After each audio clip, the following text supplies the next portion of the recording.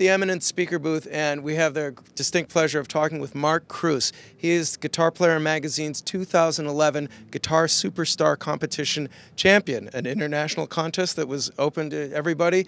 And Mark won it, and he won it on acoustic guitar, on the very acoustic guitar that he's holding here. Isn't that right, Mark? Yeah, John. It's an Ovation double neck guitar. It's not anything that's custom made.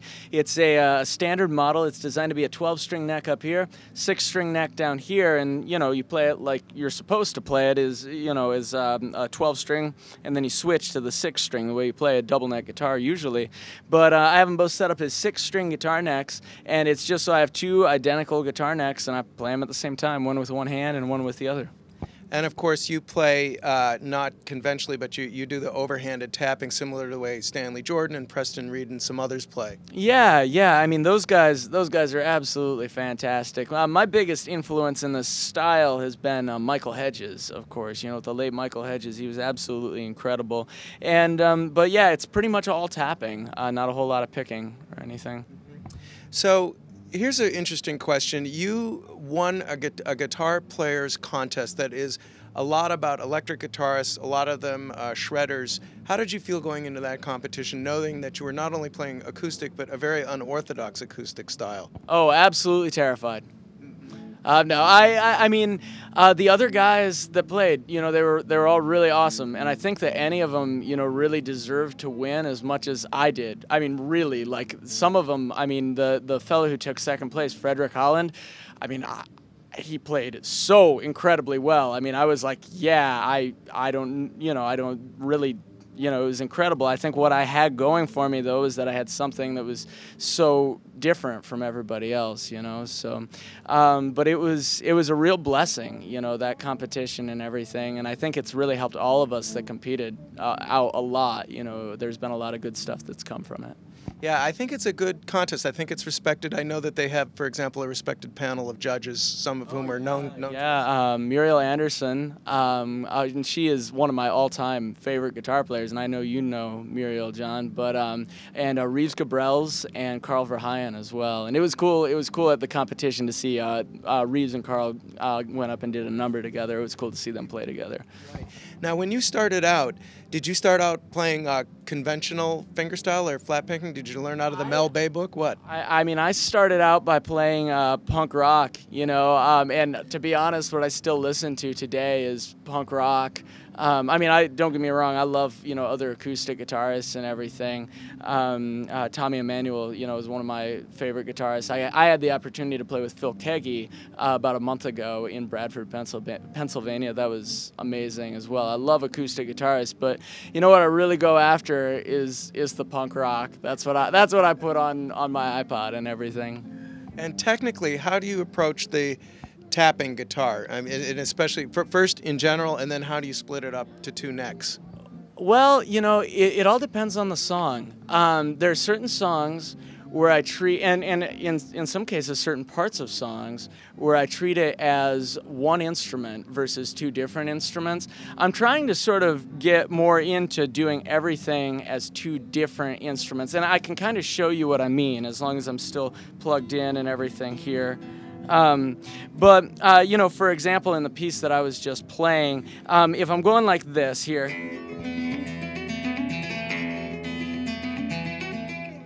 what that is that's both hands playing the exact same part, both hands playing in unison and a bass drone. Then what's going to happen is this hand is going to switch to going like this.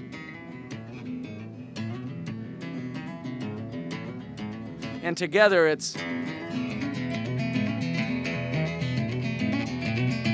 So even there, the two hands aren't really doing two different things. They're doing actually the same thing, just different notes. It's a harmony part. And then when it goes into this,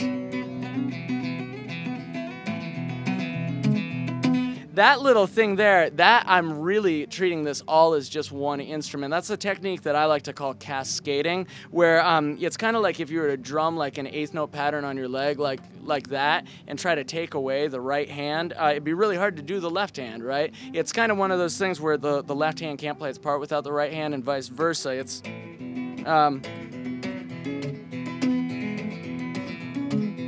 And that's something where it's like I might as well all be playing it on one guitar neck.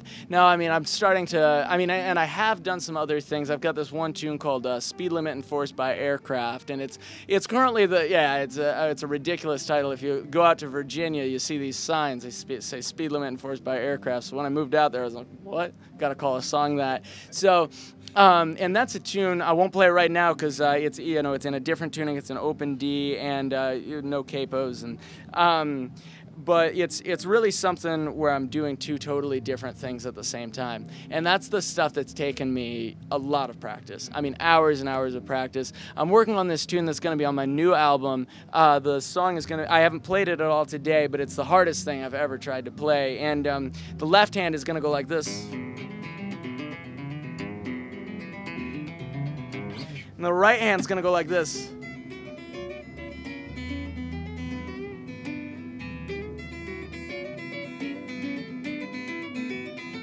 I don't know if I can really play it together right now. But something like that, I mean, it's pretty good. That's well, it's not too bad, but what I want to do is I wanted to get it up to about. It's gonna be awesome. That tune's gonna be called Kroos on the Loose, so that people know how to pronounce my last name. It's gonna be cool. But that'll be on the next album, which will hopefully come out this summer. It's been a big blessing the past month to be able to take some time because I've been touring for like the past 2 years pretty much nonstop, and it's been a real blessing for the past month to actually. I went back to Lansing, Michigan with my fiance. Both of us have our families are out there, and I was able to take some time and actually get some writing done, and it was wonderful. But now after the NAMM show, I'm going up to New England and just touring all over for the whole spring, so probably no more writing until the summer. Right. But